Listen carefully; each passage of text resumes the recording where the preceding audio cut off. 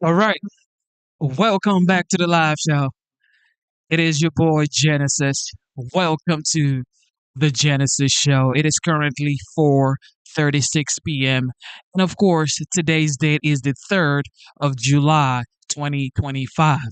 Yes, this day would be remembered for a very, very long time because the big, beautiful bill passed on the 3rd of July 2025. Now it is headed to the Commander in Chief, the 45th, now the 47th President of the United States desk.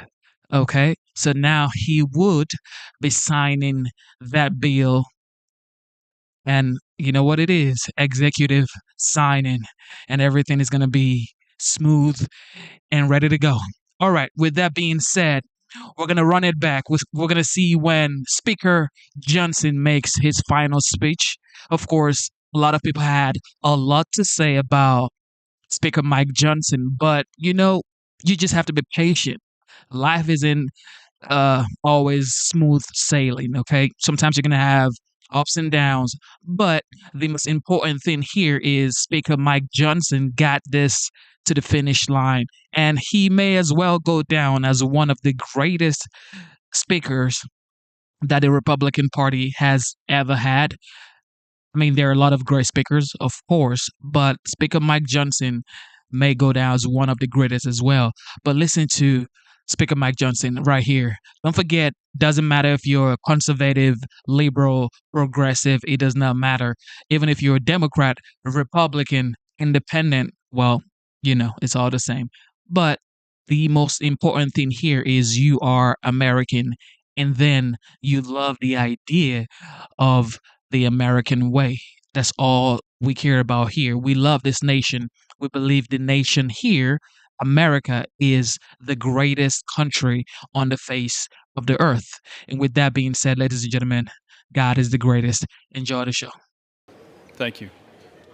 He's recognized. Mr. Speaker, the 8 hours of hogwash that we just heard will not change the outcome that you will see very shortly when we deliver historic tax relief for working families, small business owners, and farmers. And that's another thing. Hakeem spoke for 8 hours. Like, dear Lord Jesus, this man spoke for 8 hours and still got nothing done.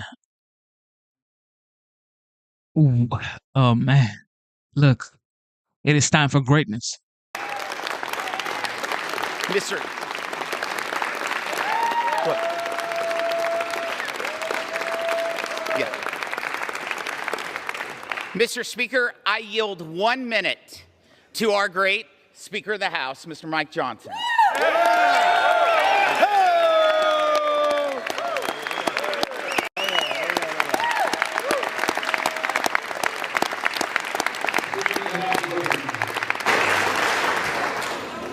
I thank the gentleman from Missouri. I thank you, Mr. Speaker.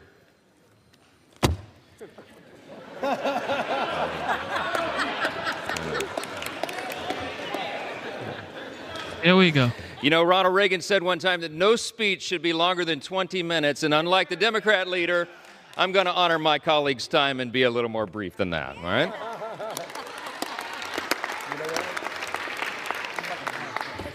I just want to say something that many of us learned when we were children. We were taught, it takes a lot longer to build a lie than to tell the simple truth.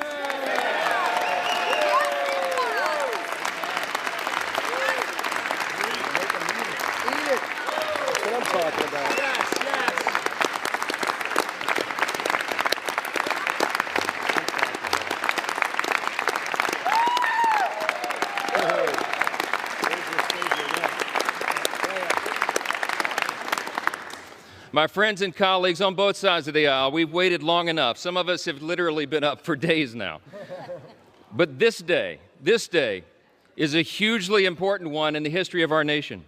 We have a big job to finish, and that's why we're here on the week of July 4th, just a day before now, America's birthday.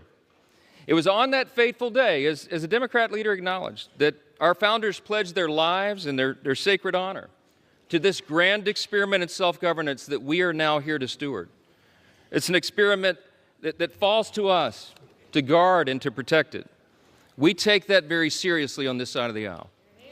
In just a few moments, we will remind the world why the American experiment still endures today and why its best days are still ahead of us.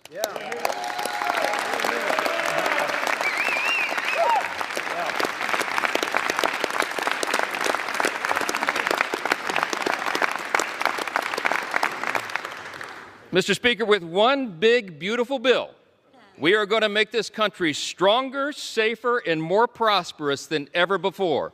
And every American is going to benefit from that.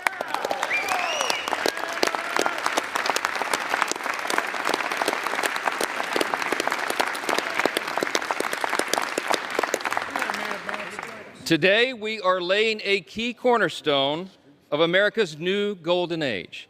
Now listen, we have a few words of gratitude first.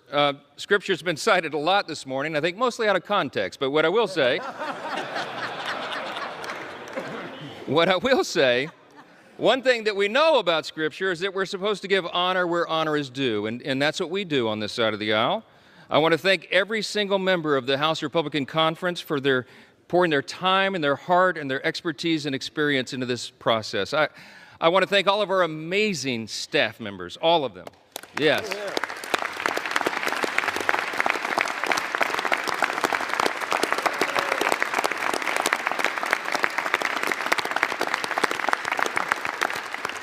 Their dedication, their endless hours, their hard work made this all possible. I want to thank the White House Office of Legislative Affairs, who have basically lived with us now for the last few weeks. Their patience and persistence and their professionalism is greatly appreciated. Our country's incredible cabinet secretaries have been involved as well. They've assisted us in countless ways throughout this process. Our Vice President, J.D. Vance, helped us navigate so many dire straits along the last several weeks through the House and the Senate. And of course, our bold, visionary, fearless President, Donald J. Trump.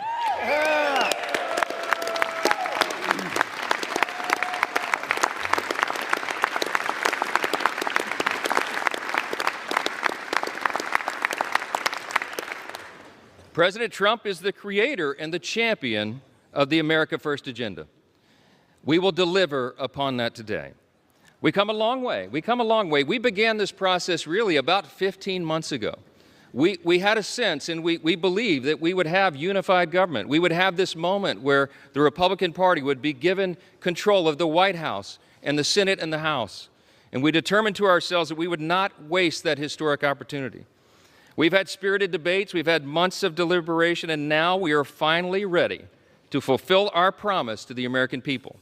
That's what we are doing today. Now, look, before I respond to the allegations from across the chamber, I just want to take us back to a day that most of us will remember so very fondly for the rest of our lives, and that's November 5th of 2024. That was Election Day, a fateful one for America. The reason that was so important, the reason it was such a turn in history is because the American people spoke with unmistakable clarity. We sensed it as we were all out campaigning. We saw that there would be a demographic shift in America, and that is exactly what the election yielded.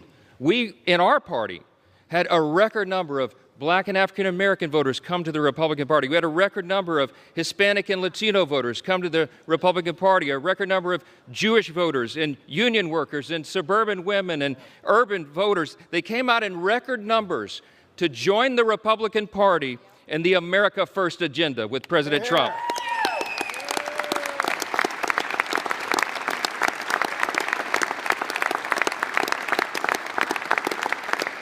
That election was decisive. It was a bellwether. It was a time for choosing. And I tell you what, the American people chose overwhelmingly. They chose the Republican Party.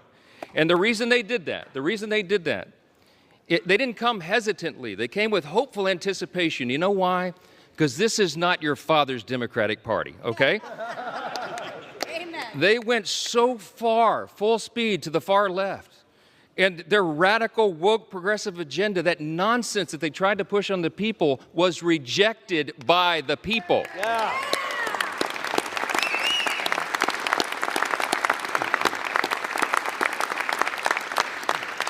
These new voters came to us. They had enough of the Biden-Harris madness and all the things they were trying to hoist upon the American people that they just don't believe in their hearts.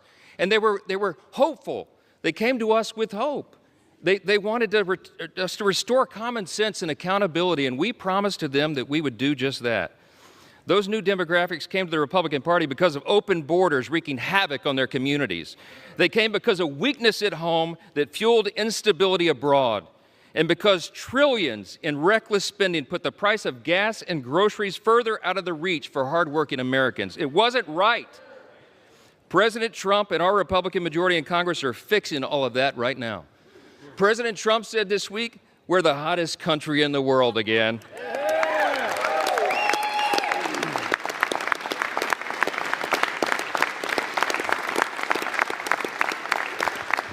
My friends, that is an objective truth. Hey, listen, how about all the wins for the president and this party? Here's just a sample from the last 2 weeks.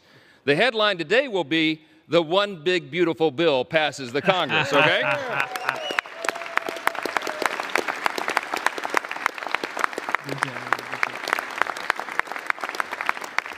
You got to hold your applause. There's too many wins. Are you tired of winning yet? Fourth jobs report in a row exceeds expectations. A sample of the headlines. Lowest monthly border encounters in U.S. history. We closed the border.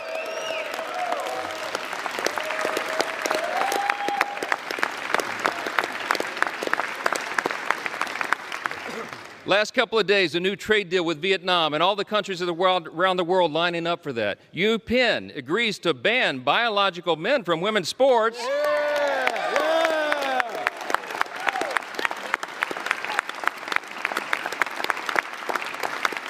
And they ought to give a personal apology to every female athlete impacted by that nonsense.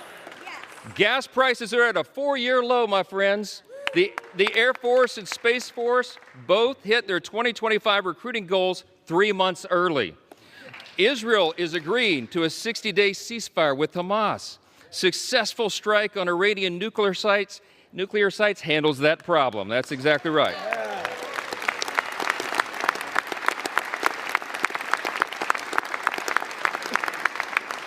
Strength is back. America's back. It's resulted now in a ceasefire deal between Iran and Israel. The NATO countries are increasing their defense spending, not just 2%, 5% of GDP, okay?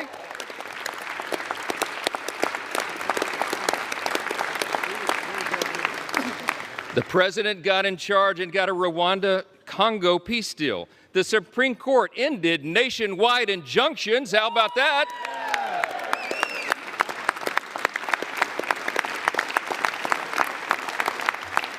That conservative majority on the Supreme Court also allows third country deportations. We've had a record high stock market, and we're signing a China trade deal. That's just the last 2 weeks. It's the last 2 weeks.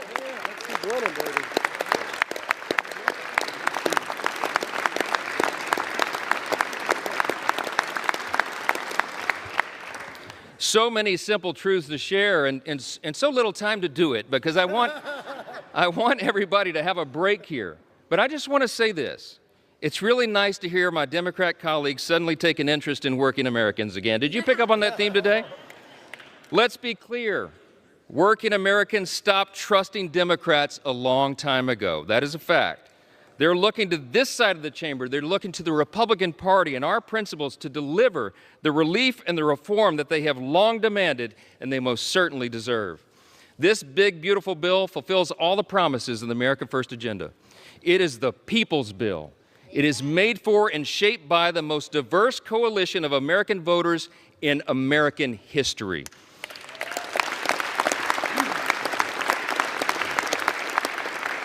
Today, we are making the dream of a government that puts the American people first a reality. A reality. I would need this entire notebook to tell you all the great things in the big, beautiful bill. It is aptly named, but I'll just tell you a couple of the highlights. Record tax cuts for hardworking Americans.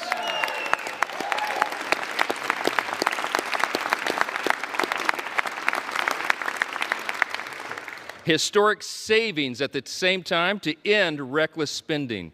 We got energy dominance coming back to power our future. We have a secure border to protect American families. We have a strong military to restore peace through strength.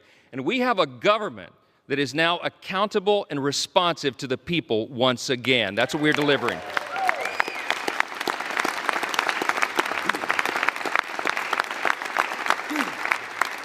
For everyday Americans, this means real, positive change that they can feel, and they will feel much more when this bill is done. Families back home will have real relief, an average of $10,000 in their pockets, thanks to the largest working and middle-class tax cut in the history of this great nation. That's what we're doing today.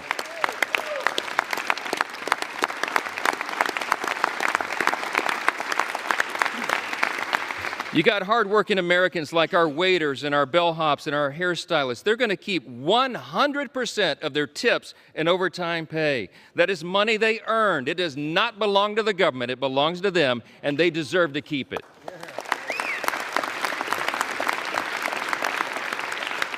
Small businesses that want to build and expand new factories, you know what they can do now? They can write off 100% of their investment. That will have us a lot more building. Young families who want to buy a home will be able to, thanks to historic savings that will put our country on a stronger financial footing. Pregnant women, children, seniors, single mothers, the disabled, and the low-income Americans among us receiving Medicaid and SNAP will have the peace of mind of knowing that we've made these safety nets stronger with our reforms.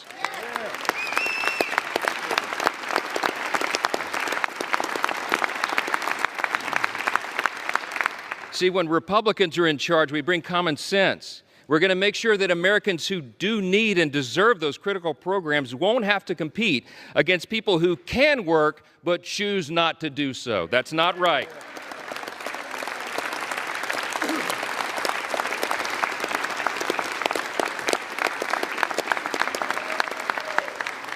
This bill is going to put fairness back in the system. We are returning to common sense. We're returning to what is good and decent that people know in their hearts, and that's why they support it. More Americans will be working, volunteering, and serving their communities because modest, common sense work requirements will restore dignity and purpose to those on taxpayer-funded benefits.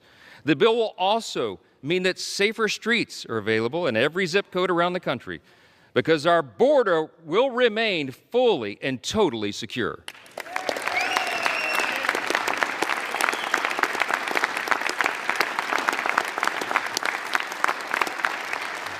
The Republican Party stands for law and order, and this is the side that stands with law enforcement, the brave men and women who are on the front line.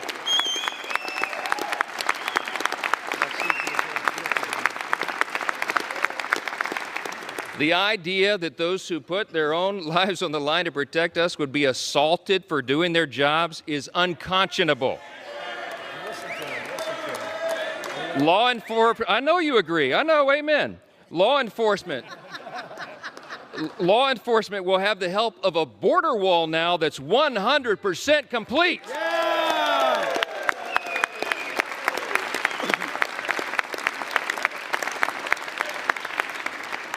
Our immigration enforcement officers will get a boost from more manpower and resources and detention space so that detained illegal aliens are not released back into the streets like they were for the last 4 years.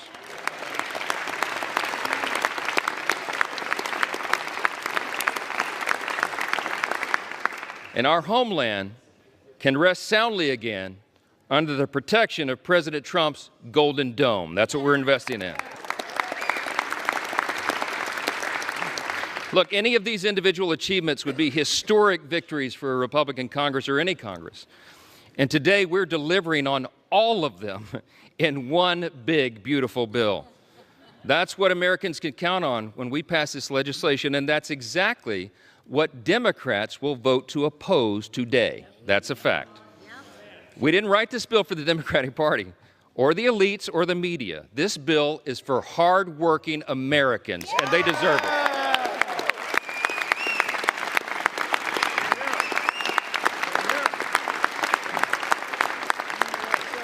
I'm gonna just say this as plainly as I can. This is a simple truth. If you're for a secure border, safer communities, and a strong military, this bill is for you. If you're for common sense fiscal responsibility and reducing the deficit, this bill is for you.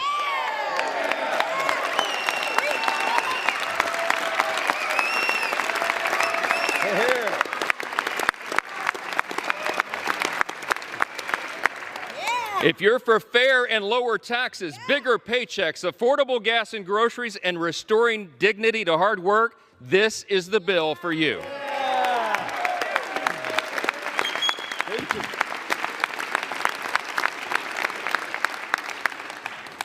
It makes no difference whether our colleagues on across the chamber speak for 25 minutes or 25 hours.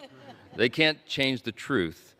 And today was about performance for some of them. But today for us is about results. Results that improve the lives of Americans, regardless of their race, religion, color, or creed. It does not matter.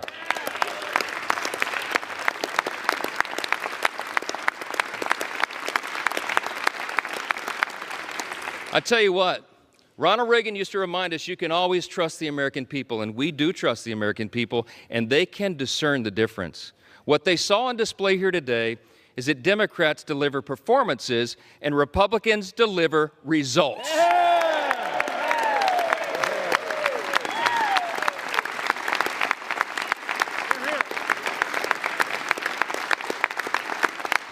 Today, my friends, we are ready now. We are going to deliver what we were sent here to do, and every American will benefit from it. In 1793, just steps from where we stand today, President George Washington laid the first cornerstone of the United States Capitol. Over 50 years later, on July 4th again, members of this body gathered once again to lay a second cornerstone. Once more on July 4th, at the height of the Cold War, Congress laid a third cornerstone. And this week, with this vote today, on our nation's birthday being tomorrow, we lay a fourth. With this bill, we can vote as stewards of that great legacy that we have inherited in this extraordinary nation that we are blessed to live in. We can lay another sturdy foundation for the future of this country, a future where working Americans can feel relief, where government can finally start living within its means again, and where the United States is safer, stronger, and more prosperous than ever before. That's right. Now, I'm going to say this as they mock America and mock everything and mock the bill. We'll see how the people feel about that. Yeah.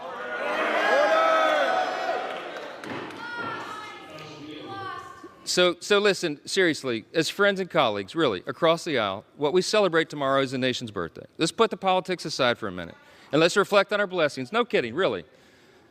Tomorrow is the 249th birthday of our nation, and that's right.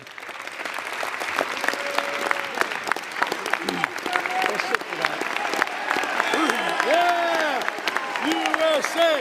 USA! USA! USA! USA! USA! USA! USA! USA! USA! USA! USA! I mean this sincerely. I thank my colleagues for standing. We all should be united in that. We are. We have squabbles, we have partisan debates and all of this, but at the end of the day, we're all Americans, man. And we gotta believe that. We gotta know it. We gotta recognize that we live in the greatest nation in the history of the world. It's not even close.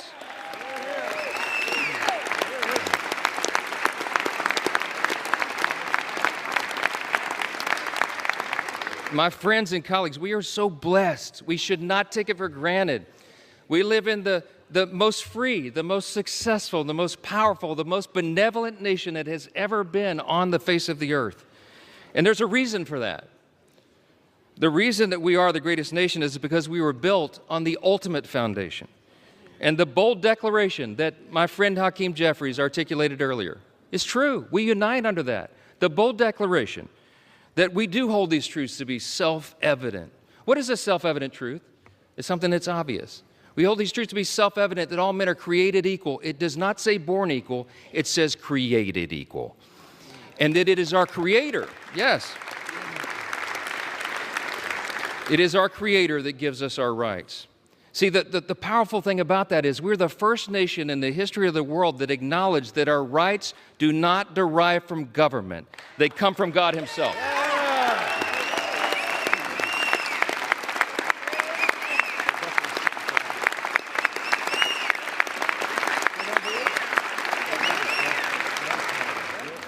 You see those words up there, that motto, it says, "In God we trust," right above the speaker's rostrum. You know, a previous Congress put that there in the early 60s in the height of the Cold War. There's a little visitor's guide that people get when you do tours late at night. You've probably seen your constituents and visitors and friends get the guide. If you turn, I think it's about to page 21. It explains why that's there. And it says, Congress voted to put that there as a rebuke to the Soviets' worldview at the height of the Cold War. Why? Because communism, socialism, find their root in Marxism. And Marxism begins with the belief that there is no God. It's wrong. And this Congress made us stand those many years ago, and we should do it again. We're different, we're distinct, we're exceptional, because we acknowledge that right there, our motto.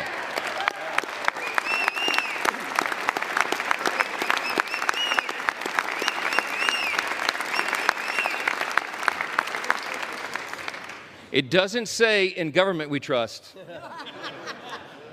It says in God we trust. And we better remember that. He has blessed us with His grand experiment in self-governance now for almost 2.5 centuries. And by God's grace, we are working hard and we are delivering on our promise to make America great again.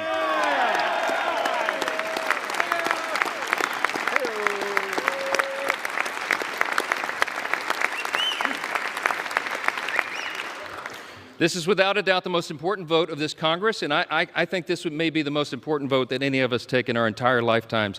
And everybody better remember it, however you vote today. My friends, the President of the United States is waiting with his pen. The American people are waiting for this relief. We've heard enough talk. It's time for action. Let's finish the job for him. Vote yes on the bill.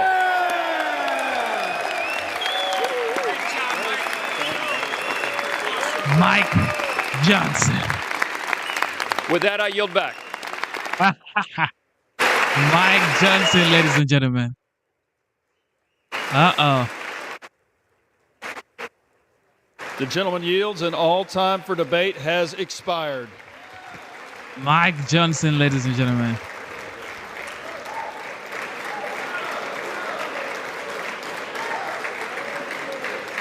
Pursuant to House Resolution 566, the previous question is ordered.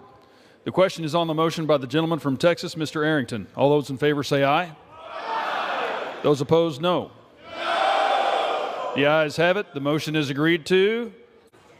For what purpose does the gentleman from Massachusetts seek recognition? Ladies and gentlemen, the bill is passed. The bill is passed, ladies and gentlemen. Here we go. The big, beautiful bill. Mike Johnson is just legendary. He did his job. President Trump's big, beautiful bill has passed in the House. We say appears because until that is official, we cannot say that it has, but it certainly looks like it indeed has, Trey. Yeah, and he had to put a deadline on it. Sandra, how many times have you been on running out of money watch? We have these little countdown clocks, government shutdown. Okay. The most predictable thing in the world is the calendar, but every year they need a deadline, either Christmas or holidays. So he had to impose a deadline. It just happened to coincide with our 249th birthday. Trey, let's listen. The yeas are 218, the nays are 214. The motion is adopted.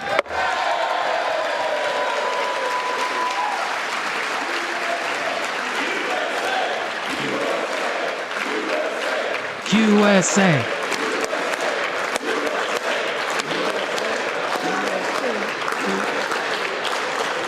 Without objection, the motion to reconsider is laid on the table.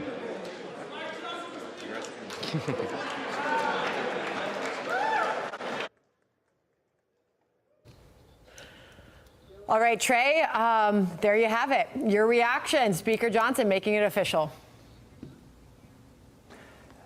I don't know how many miracles it takes to qualify for sainthood or Trump is just the canonization, but Mike greatest Johnson president, has man. threaded the needle so many times with a really narrow majority. Look, I did not think Kevin McCarthy should be replaced, period, new paragraph. But Mike Johnson has done an amazing job with a very narrow margin. He's just a really modest guy, so he's not going to take a lot of credit for it. You know, Trey, Republicans really couldn't lose too many votes here. They get this thing with a 4-vote margin. They had 2 members of their own party vote against. The cohesion that you're seeing from this party has to leave Speaker Johnson feeling pretty good about what the next about year and a half has in store for him. Well, there's a reason he thanked the White House, because the White House is the reason for the cohesion. So you got James Blair, you have other members of the legislative liaison, but you also have Donald Trump with a telephone. And no one is better at moving people off of their deeply held previous conviction than President Trump. I've never seen anything like it, whether it's the threat of a primary, whether it's personal relationship. And I would bet you, I haven't spoken to Congressman Fitzpatrick. His brother and I served together. I have a lot of respect for their service to our country, but I bet he would not have been the deciding vote to see this fail. He may have seen that we have enough of a margin, I can vote the way I want to vote, and it still passes. That is not unheard of in the House, to wait and look and say, okay, you got it, now I'm going to vote the way that I want to vote. Okay, so the House is adjourned, but we're also being told right now to expect to hear from Speaker Johnson soon. I can assure you that if he does, we will certainly have that for our viewers. The vote was 218 to 214. You saw after the gavel went down, chants of USA, USA. Brian Fitzpatrick, the Republican lawmaker you just mentioned from Pennsylvania, who was a no here. Speaker Johnson was asked about his no in the procedural vote, who sort of brushed aside his concerns in that moment. I think he sort of indicated there was no bringing him around. We can pop this live shot. This is where we're about to see Speaker Johnson speak here shortly. He said, quote, following the procedural vote, that he tried to encourage him to get to a yes, though Johnson acknowledged Fitzpatrick has, quote, got a number of things he's just concerned about. Regardless, he made it happen, Speaker Johnson, Trey. Yes, he's a miracle worker. This is not the first one, Sandra. He's a miracle He's worker. got a historically small margin. He's got a fractious, non-monolithic party. I mean, thank God Gates is gone. Some of the biggest troublemakers are gone. But this is still really, really impressive what he's been able to do the first 7 months of this year, especially since it took Trump getting involved to even get him over the speaker deadline.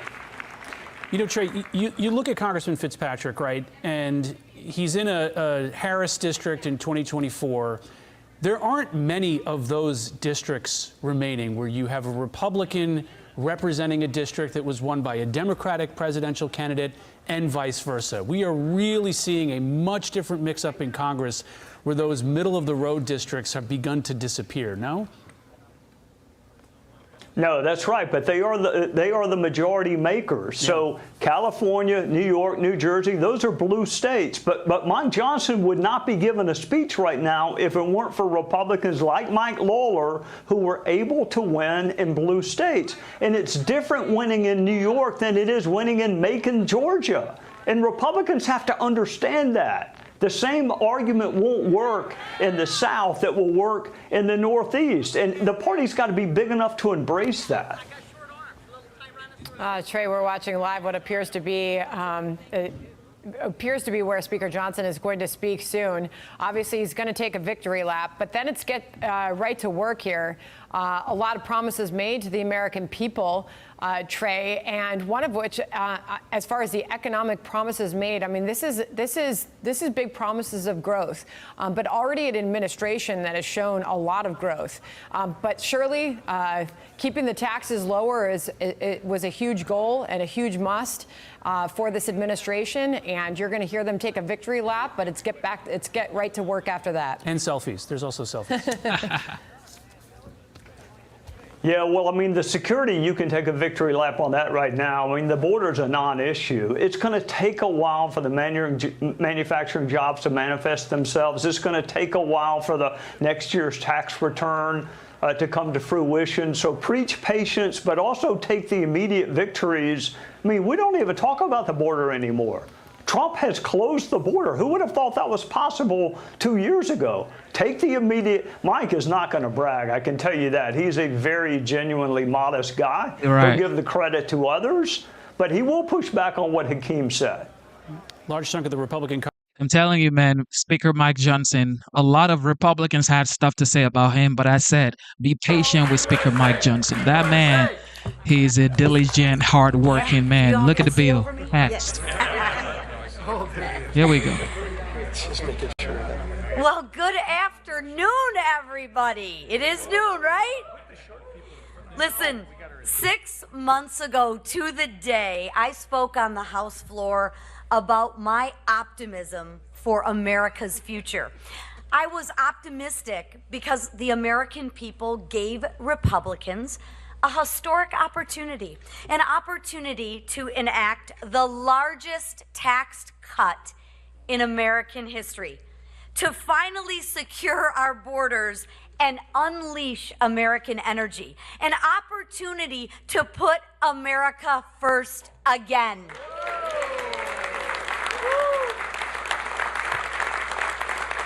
Well, I am proud to say, House Republicans, we delivered. And thanks to the work of the House Republican Conference and our president, President Donald J. Trump, Americans have certainty. They will keep more money in their pockets and have the savings remained unified. No one thought we could do it. Everybody doubted us, didn't they, Mr. Speaker? Right? They doubted us. But here we are again. Mr. Whip, what are we, 6-0? Yeah, nobody in this room doubted us. No, nobody here doubted us. But we are unified. We delivered on our promises to the American people. No taxes on tip. No taxes on overtime, tax relief to seniors, enhanced child care tax credits, elimination of the death tax, more ICE agents. We're finishing the border wall and funding the Golden Dome. And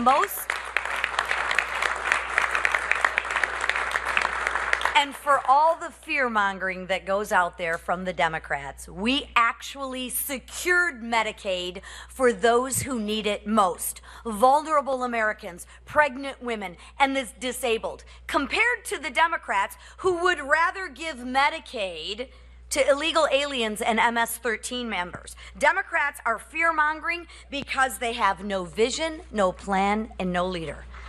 But guess what? We have a leader. And our leader is President Donald Trump. And lastly,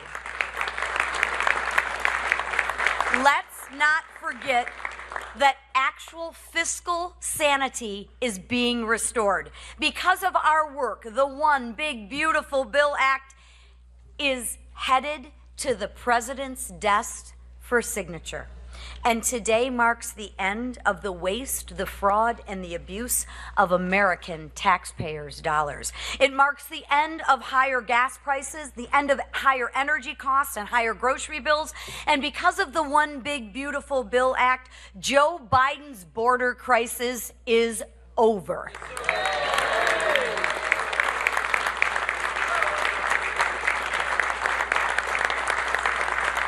Listen, I applaud my colleagues who worked tirelessly. I don't think the Speaker and the Whip and the leader have slept in days. But they've worked tirelessly to ensure that we actually delivered on our promises. And I thank President Trump for his leadership in getting this bill across the finish line. Without his leadership, none of this would have been possible. His vision, none of this would have been possible. But today, we passed actual transformational legislation that will impact every family. Tomorrow, we celebrate our nation's independence, and we set out to spread the message of this historic achievement. But today, ladies and gentlemen, we are going to celebrate. President Trump and the American people's agenda has been delivered. And the man who probably had one of the most difficult jobs was Mr. Emmer, who actually had to whip and count all the votes and get everybody into line. So without further ado, our whip, Tom Emmer.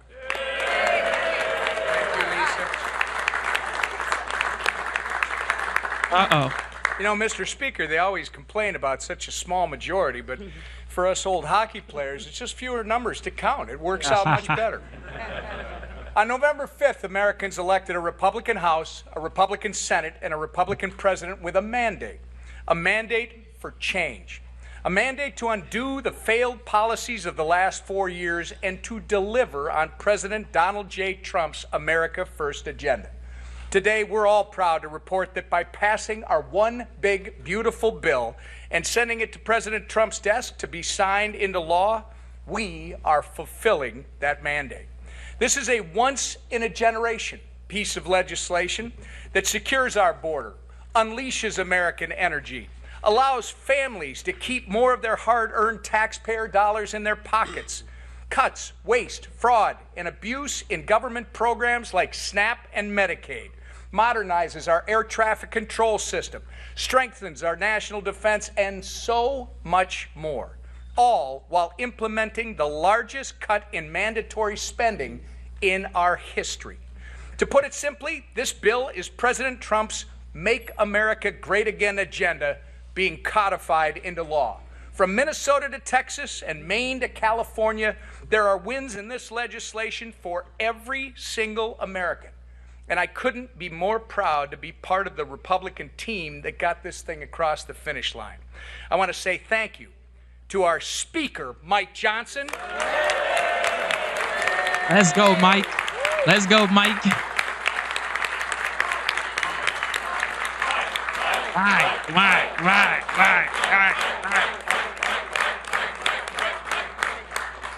We should also thank our leader, Steve Scalise. Woo! Let's go, Stevie. Let's go, Stevie. And while she won't tell you what she's doing, we got to give a big thank you to our conference chair, Lisa McClain. Let's go, Lisa. I want to thank the chairman of all our committees that worked on the reconciliation instructions for doing all the hard work behind the scenes of putting this bill together.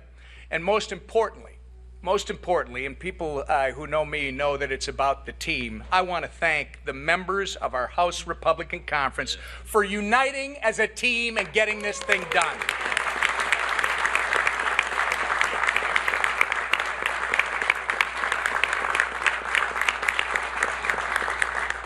As we've said a million times before, do not underestimate the Republican majority in the House, the mighty majority in the House. This legislative process may not always look pretty, and there will always be many tough fights, but one thing is certain: we will always deliver on our promises to the American people. And with that, I turn it over to our great leader, Mr. Scalise. Here we go. Here we go. Look, I'm so proud right now. Here we go. Let's go. Well, thank you, Whip. And what a beautiful day here in America. It is the golden age of America again. Mm-hmm. America's coming back. And I tell you, a lot of people wrote this bill off for dead. Nobody said it would be easy. But you know what? We didn't come here to do easy things. We came here to do big things. We came here to make history. We came here to deliver on the promises we made to the American people, to fight for them and to take power out of Washington and give it back to those families who have been struggling for way too long.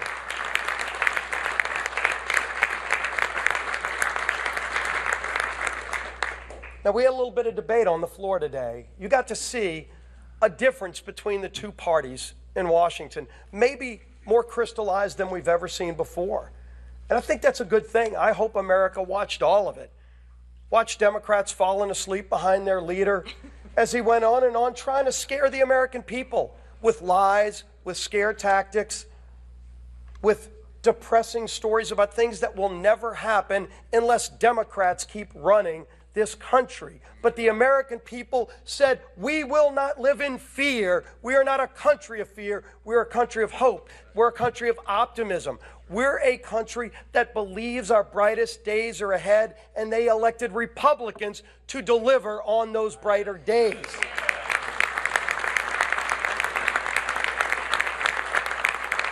And I think maybe their leader wanted to speak for hours and hours and break records because they wanted to stand in the way of history. But history is not going to be denied. We were elected with a purpose. Donald Trump ran all around this country. He went to swing states that they said Republicans could never win. And he didn't give different messages to different places. A lot of us traveled with the president. And the one thing you can say about Donald Trump is it doesn't matter where he went. When you listen to his speech, it was probably going to be a little bit longer than the paper that was written. Might have been about a 15-minute long speech because President Trump speaks from the heart. President Trump expanded our base. It wasn't just the typical Republican voters. It was people of all walks of life, people who had given up on Washington because Washington gave up on them, and they finally saw a leader who was willing to fight for the hardworking people of this country. That's who Donald Trump has always been. And all the people that knock Donald Trump ignore one important fact. There is no better, more passionate fighter for America and its hope and promise than Donald J. Trump. And President Trump said at every stop, if you elect me, if you give me a Republican House and a Republican Senate, these are the things I will do. It was kind of historic in a lot of ways. It should be commonplace that a presidential candidate runs on specific things and then delivers on every single thing he ran on. He said, I'm going to secure America's border. His opponents said they were going to keep the border open. He said, I'm going to actually make our country energy independent again and end the war, the attack on American energy that we've seen for 4 years, crush jobs, crush the economy, force families to pay too much for gasoline, and embolden the enemies of our nation like Russia, Iran, and others. And those days are over with this one big, beautiful bill. And President Trump said a lot of other things, but what American people knew about not only electing Donald Trump, but about keeping this House majority and about electing a Republican Senate is that they said, we're going to entrust this group of people to go and be different and to deliver on those promises. And when you look through all the historic things in this one big, beautiful bill, the wins for hard-working families, win after win after win, it's delivering on those promises. We are going to see economic growth. When Donald Trump signs this bill tomorrow on America's birthday, the independence of our nation, you will start seeing historic growth like we've never seen before. I've been proud to work on a lot of important pieces of legislation. There is not one group of people, and there is not one bigger piece of legislation that will deliver more great benefits for the hardworking families who have been struggling in this country than this one big, beautiful bill. There's a reason it was hard. There's a reason that it wasn't 2 committees like Tax Cuts and Jobs Act. It was 11 committees involved. Historic. We made great historic reforms in education policy. First ever repeal of a Second Amendment tax in the history of our country. A constitutional right being taxed, gone in this bill.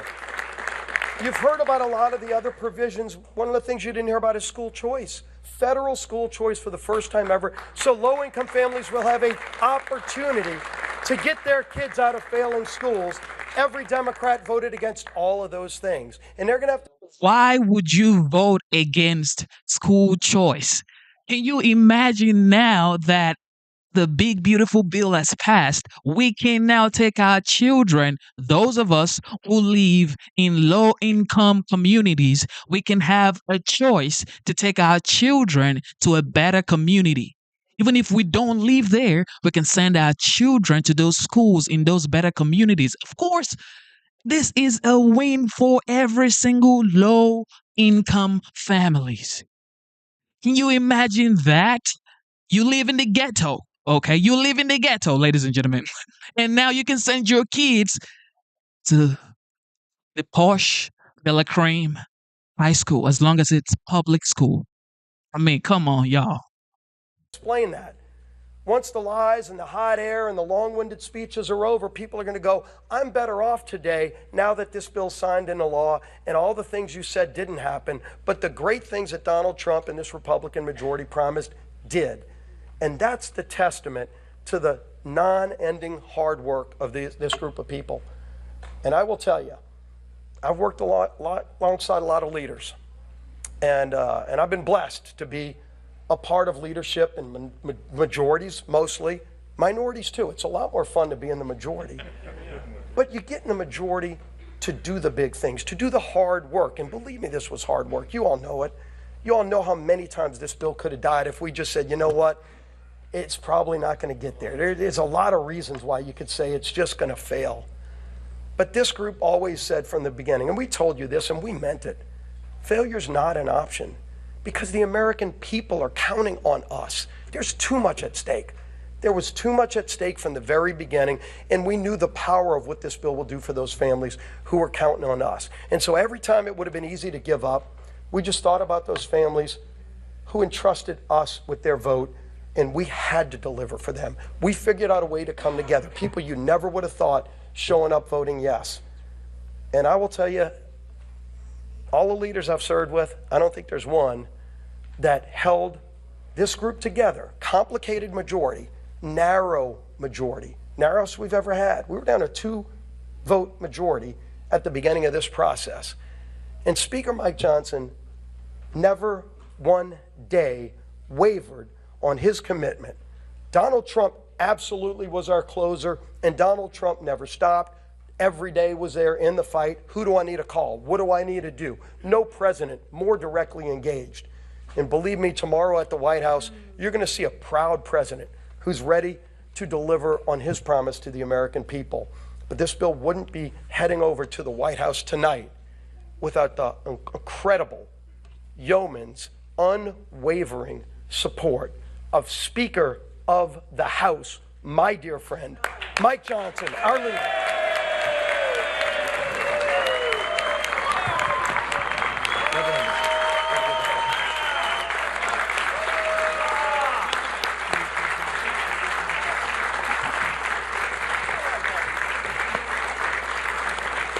Thank you.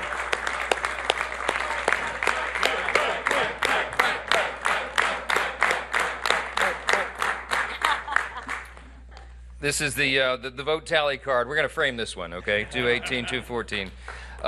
Listen, I'm not going to give you a long speech. A lot has been said today, and these people are exhausted. A couple of us quite literally haven't slept in 2 days, so I'm a danger to myself and others right now. I'm not going to speak off the cuff. I'll just say this. I mean, many of you have asked me this question in the hall over the last couple of days. But when it looked like that we might actually deliver this thing, particularly this morning, how did you know? I mean, what kept you going? Why did you think this was possible?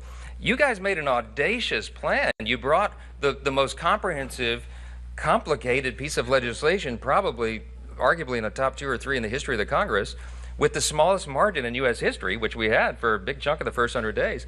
And you put this audacious timeline. You said you were going to pass it out of the House by Memorial Day. I mean, some of you openly laughed at me when I said that back in early February. And then we said we would get it done by July 4th. We beat Memorial Day by 4 days, and we got this one done a day early. I just want to point out, okay?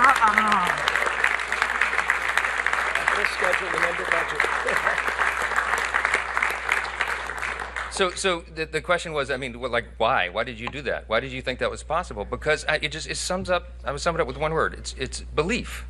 Okay, we had a vision for what we wanted to do as a group. We believed in the election cycle last fall that we were going to be given this great blessing of unified government, that we would have the White House and the Senate and the House aligned, an alignment, unified government.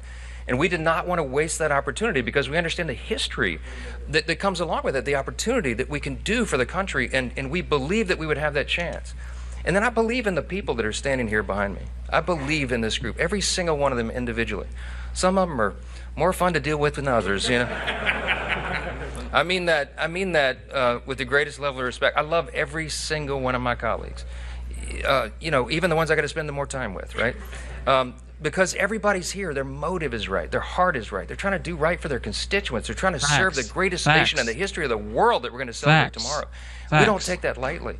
I know their hearts, and I know what their skill sets are, and I know what they bring to the table, and I get up every day excited because I know that each of them are going to bring that to the table, and they're going to serve their constituents. You could not have a greater group of public servants than the people standing in this room right here.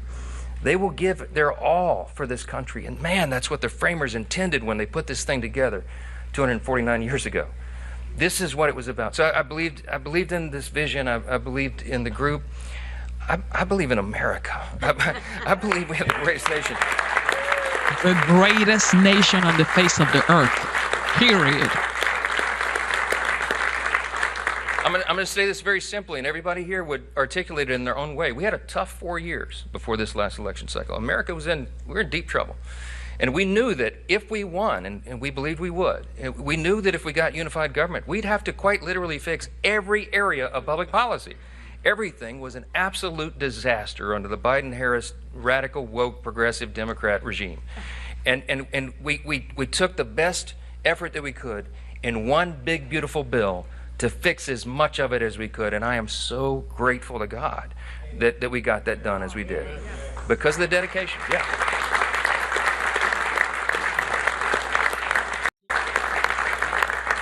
Lastly, it's no secret, I do believe in God. I believe in that motto that's up that I referenced in the floor speech a little while ago. I believe that is what has made our nation the greatest in the history of the world. And some people shake their heads and they think that's old-fashioned or something. That is a fact. When the framers put this together, they stepped out in faith. They did something that no nation had ever done before. The great statesman, philosopher G.K. Chesterton of Great Britain said, America is the only nation in the world that was founded upon a creed. And he said it's listed with almost theological lucidity or clarity in the nation's birth certificate, the Declaration of Independence. We hold these truths to be self-evident, that we recognize, we boldly proclaim the self-evident truth that our rights do not come from the government, they come from God himself. He's the one that gave us our rights. That's right.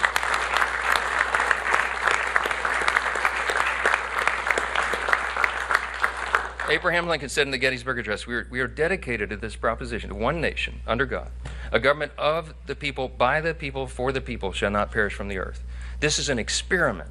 It's only 249 years, y'all. That's not a long span of time in human history. It's just a blip on the whole scale of human history. It is up to us to save it. It's up to the duly elected representatives of the people to come here and represent. And it's up to every single one of us. Of the people, by the people, for the people, all of us. So you got to be engaged, and we got to pass this along to the next generation. Reagan reminded us, freedom's not inherited in the bloodstream. It's got to be protected. It's got to be fought for. It's got to be taught to the next generation, so that they will have the same liberty, opportunity, and security that we have all known and too often take it for granted. So I just want to say, we're going to get to the main event here. We're about to sign this bill and get it over to the White House, okay?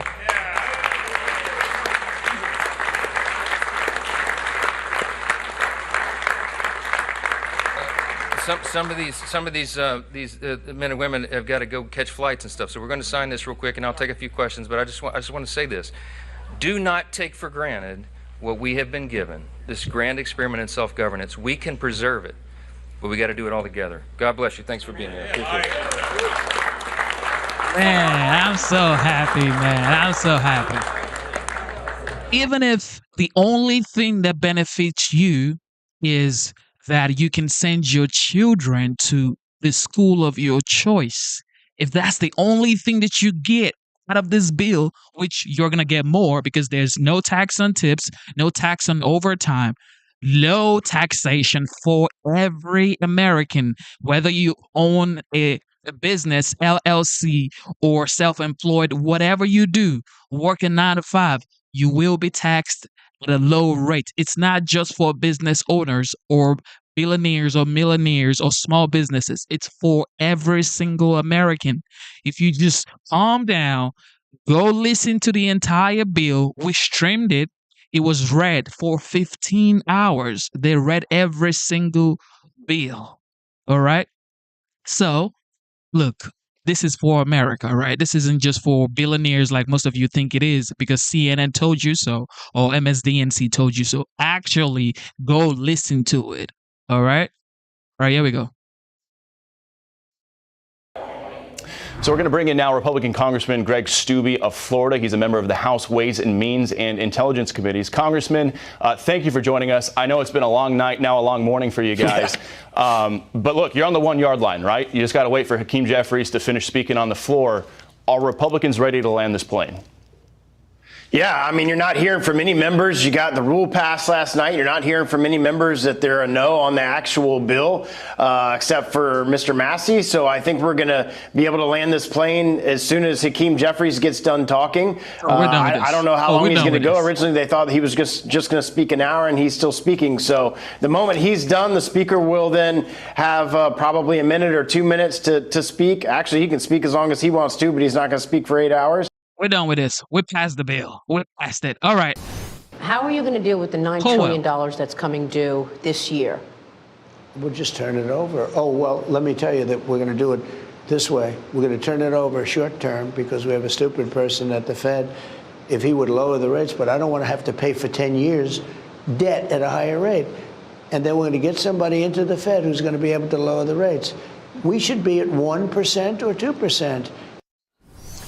And that's President Trump with me in my exclusive interview last week on the $9 trillion of debt that rolls over this year. I am talking this morning with the Treasury Secretary, Scott Bessent. And Secretary, I want to get your thoughts on that in terms of this $9 trillion in debt that is coming due this year. Not to mention the debt and deficits that many lawmakers have mentioned in the big, beautiful bill. What are the plans for the $9 trillion? Maria, we've seen a great demand from both domestic and overseas investors for U.S. debt. We will make our decision on how to term the debt out over the next couple of months. But I can tell you right now, the short-term rates, 2-year rates are telling us that the overnight rate is too high, and we're gonna take that into account. But our debt management process is very regular, very methodical. But we are going to take these contingencies into account. And I know that you have watched the 10-year. It has broken below 4.3%, now sitting at 4.26%. And, of course, we are awfully close to the date that the government runs out of money, Mr. Secretary. And, of course, in the big, beautiful bill is that point to raise the debt ceiling by $5 trillion. Secretary, when is the X date? Is it August of this year?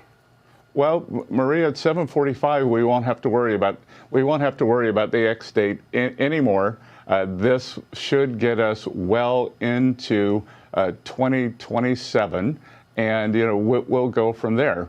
But I can tell you that I had lots of meetings with the Freedom Caucus and lots of the Senate so-called deficit hawks too. And look, Maria, I'm a deficit hawk. President Trump's a deficit hawk. We are going to fix this fiscal problem and get it under control. That should bring down interest rates. That signal. But these Freedom Caucus members, they've shifted the center of gravity and the conversation, just like the deficit hawks in the Senate have, just as President Trump has. So we are laser focused on bringing this deficit down. Yeah, and I know that the president has been prodding Jay Powell to cut interest rates. Do you believe that if he cuts rates on the short end, then long-term rates would also get impacted by that? I think that inflation expectations should be coming down. Inflation expectations are very well anchored. The dog that didn't bark was inflation due to tariffs. I call it tariff derangement syndrome. And the Federal Reserve, it's a committee. The committee seems to be a little off here in their judgment. And I think that as we see inflation coming down, just based on previous Fed models, that rates will be lower. Now, Mr. Secretary, this morning, Bill Pulte from the FHFA is demanding that Jay Powell resign immediately because of this $2.5 billion project on a new Fed headquarters. Do you want to see Jay Powell resign? Look, I think that we have been trying to get waste, fraud, and abuse out of the system. So that is it healthy for the Fed to get their spending under control just like everybody else in this time of belt tightening and right sizing the federal government? Sure. So you want to see him resign? I want to see the Fed right size their budget. I see. I mean, look, Secretary, you've got an incredible job, the leading person in terms of the economy in the world, the U.S. Treasury Secretary, and yet your name was on a list, apparently, for the president considering you to run the Federal Reserve. Is that a job you would like? We have a lot of great candidates for the Federal Reserve. I think I have the best job in Washington. I get to interact with the president. The cabinet that he's chosen is fantastic, and being part of that cabinet is the dream of a lifetime for me. But I will go where the president thinks that I am best suited. Has he asked you to potentially take on that role? Maria, I'm not going to reveal private conversations, but I'll tell you, there are a lot of good, strong candidates, and we get to hopefully fill 2 seats next year. That's right, yes. And of course, the president just nominated Mickey Bowman for the vice chairman, and she is already coming up with new ideas to ease back on regulations for the major banks. I want to talk to you about deregulation. That's another major point of the president's agenda. And a lot of people talk about what this big, beautiful bill is going to yield in terms of growth, but they're not focused on the growth that may end up coming up and end up helping to pay for it. What's your take on deregulation and what that will mean for economic growth in the second half of the year and 2026? So, Maria, as I said earlier, the 3 legs to the stool, trade, taxes, and deregulation. Trade and taxes have been out front because those are negotiations or legislative maneuvers. The deregulation is very important. And in President Trump's first term, the reason we got the substantial non-inflationary growth was because we opened up the supply side via deregulation. And as you just said, on the financial side, the Vice Chair Bowman at the Fed, in charge of the financial regulation, is smartly and safely working on ways to unleash the regulated banking system, including small banks, which are in danger of being wiped out. And I think for Main Street to do well, we need for small banks to do well. So we are focused on that. We are focused on permitting. President Trump wants to make the U.S. an AI superpower. And we have cheap energy. We have the tech know-how more than any other country in the world, but we haven't been able to get those permitted. So we are determined, permitting, deregulation, and that will bring costs down for American families. So do you think the permitting comes out of the big, beautiful bill? Will we see the permitting actually codified? A lot of the permitting is either via executive orders or it's via the departments. So President Trump has been laser focused on this.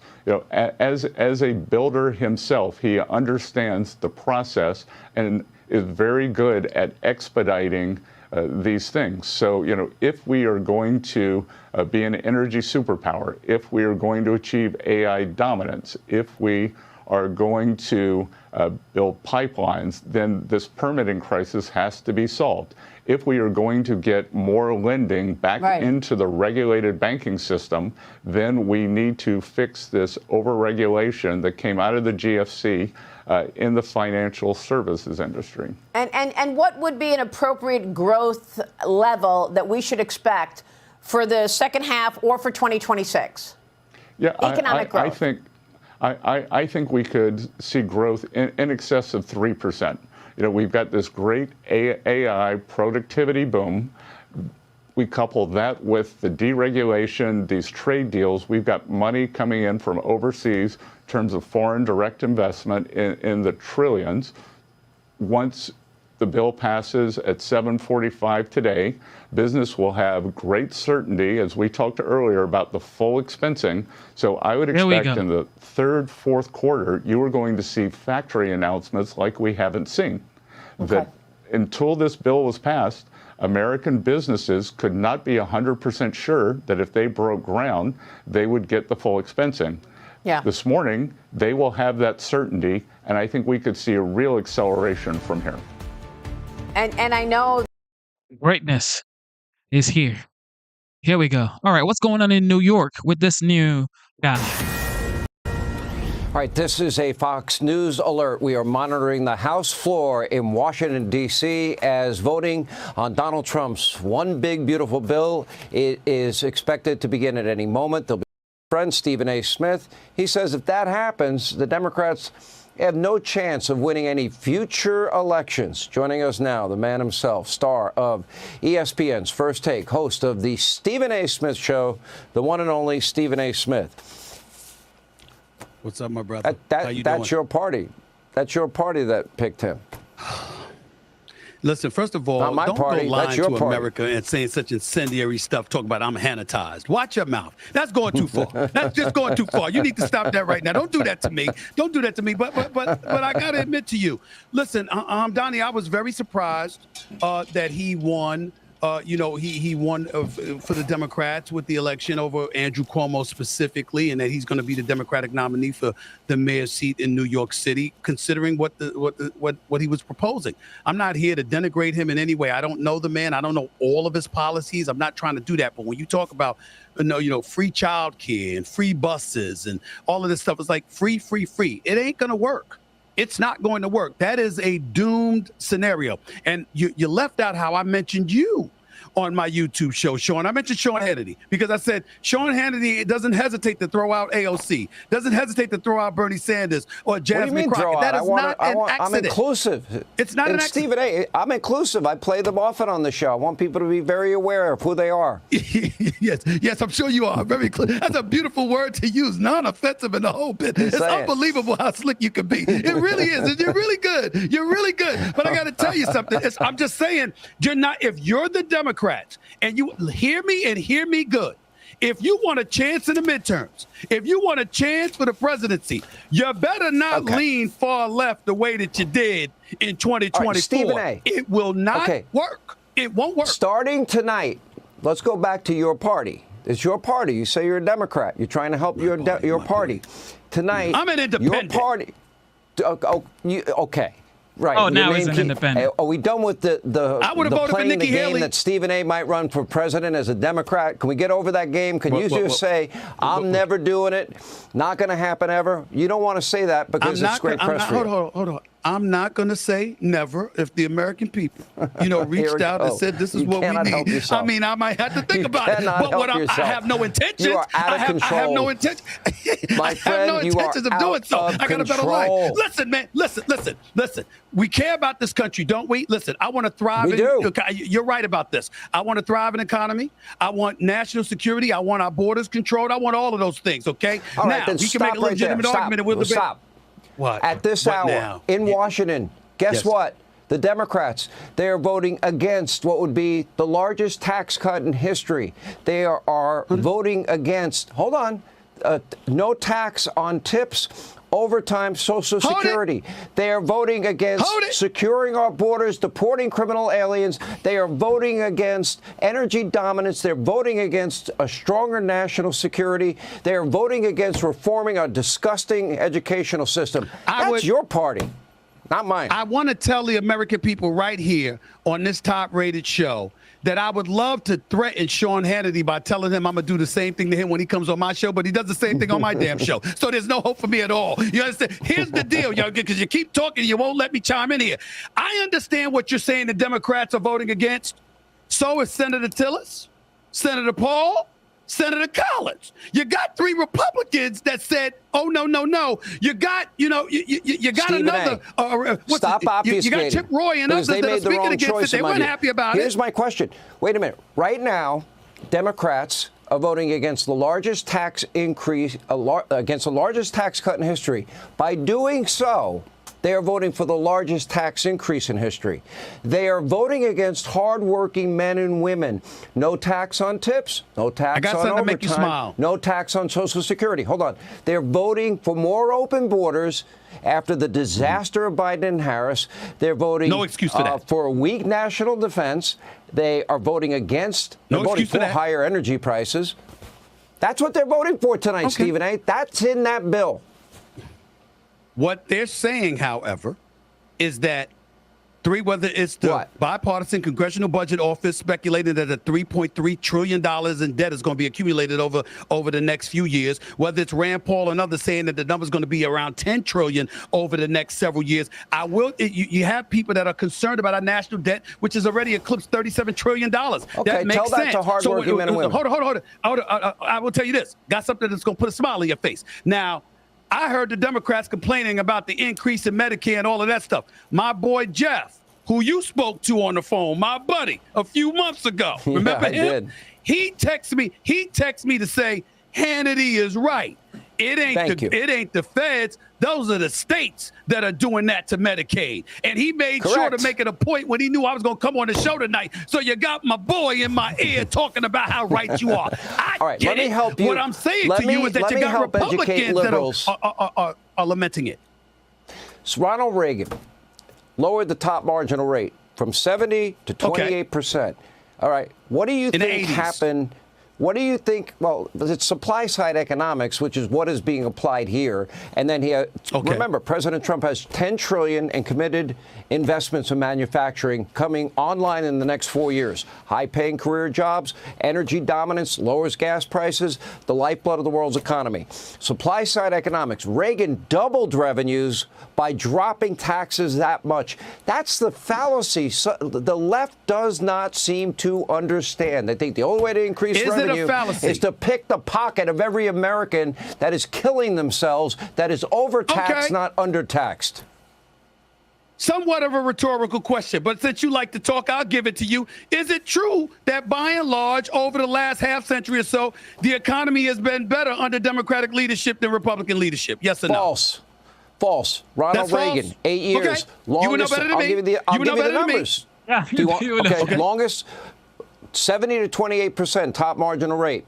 Longest period of peacetime economic growth at that point in history ever in American history. 21 million new jobs created. First 3 years of Trump, tax cuts resulted in one record low after another, record low after another. Record low unemployment. For who? African Americans, Hispanic Americans, Asian Americans, women in the workplace, You're still not helping and me. African American youth unemployment. Donald J. Trump. Repeat after me. You support Donald J. Trump. I'm not going to say that. No, I'm not going to say that until I see it, because somebody, as I said repeatedly on this show, told me that the prism of history shows us how effective a president is. Not in the moment. Don't ever judge in the moment, Stephen A. That was you, Sean Hannity, who I've known for over 20 years. You said that to me. I didn't make that up. I just That's gave number you the one. history. Number two. Hold on. Revenues doubled under Reagan by cutting taxes. Could you answer me this question? Based on what you're saying, then how do you explain how numerous Republicans have been against this? Explain that. Why hasn't the big beautiful bill been signed yet? How come? Okay. Why not? Listen, Tom Tillis, I don't know what happened. He went off the rails. Susan Collins is the only Republican in all of New England. Hopefully Scott Brown will join him. They always vote Democrat. Doesn't matter. It is a red versus blue thing. It's meaningless to me. You're not going to see Republicans in large measure in the House. We don't have the votes. They're going to unite behind this bill. But you know what? Your party will have to live with Mamdani. Your party will live with AOC, the Squad, Kamala with her, taxpayer-funded sex change operations, Tim Walz, Tampon Tim with tampons in boys' bathrooms. You're going to live with this largest tax increase in history. You own it. You're buying it tonight. You're defending it. Cool. No problem. Let me tell you. Let me say this right on your show. I'll say it to you, Sean Hannity, right here, right now. If the big beautiful bill, if that passes, and everything that you said shows itself to be true, Democrats ain't winning the midterms.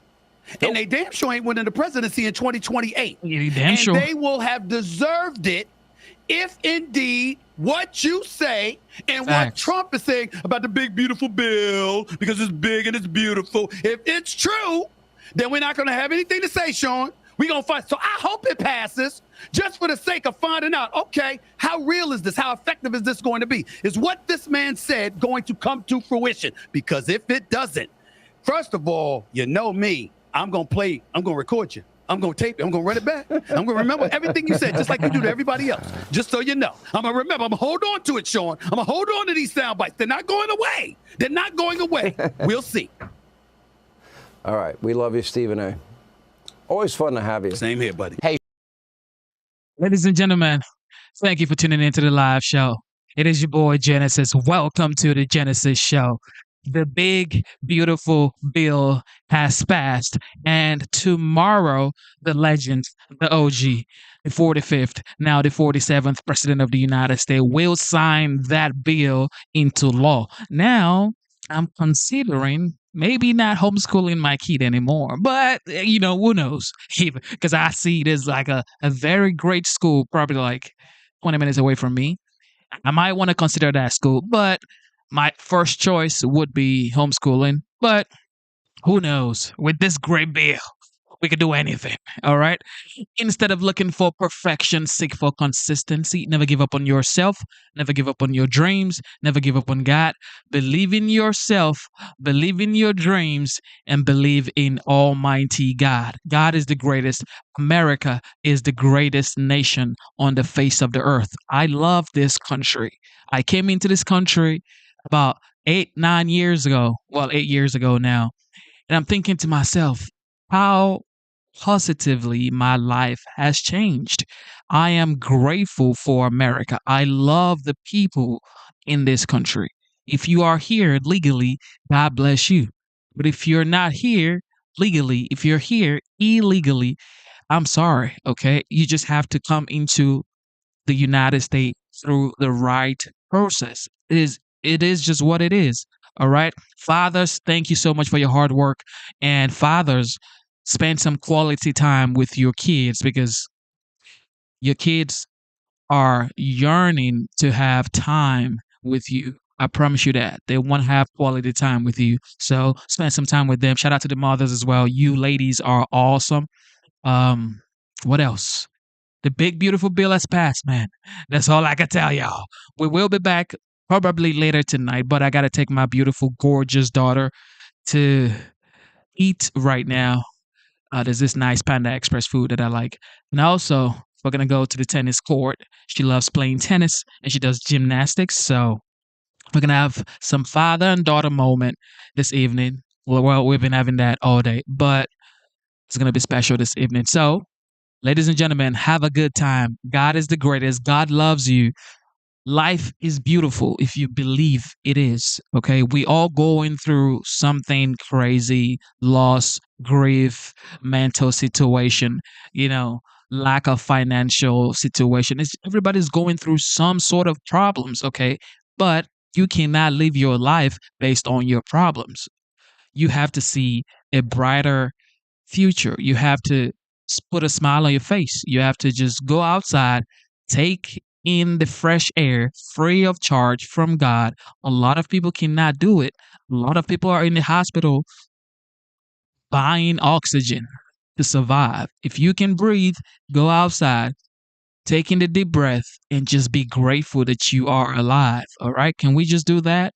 All right? Doesn't matter if you're Democrat, Republican, Independent, liberal, progressive, conservative. It does not matter. All right. You are American, and that's what matters the most. All right. I want to say shout out to the military personnel, the veterans. Without you guys, there would be no homeland. And I got to say shout out to the law enforcement officers as well. And ice, baby. Ice, baby. Thank you for doing your duty, your federal jobs. And for people like throwing stones at federal agents like ICE, I suggest you stop it, okay? Please stop it. Let's let them do their jobs. With that being said, I love you guys. Welcome to the Genesis Show. And before I forget, I gotta say a big shout out to our esteemed members. Shout out to Dr. Luke, the GOAT. Shout out to the GOAT, Luke. Thank you for always being there for the channel. Shout out to Ellie, the legend. God bless you, Ellie. And shout out to Ringmaster. Shout out to Sandra. God bless you. Shout out to Ingram. Thank you for being a member of the channel. God bless you. Also, I got to say a big shout out to the MVP, Jet, the moderator. God bless you, Jet. You are amazing, brother. Thank you for always being here. You are amazing. God bless you. C. Shelley. Awesome, She Shelly. God bless you. Booski, the Bucket Master. God bless you. Zyra's Garden. Enders. God bless you guys. All right, I got to go. Have a good time. Love, love, love. Unity, unity, unity. That's what we're promoting right here. Love and unity, okay? God bless you. I love you guys. It is your boy Genesis. Welcome to the Genesis Show.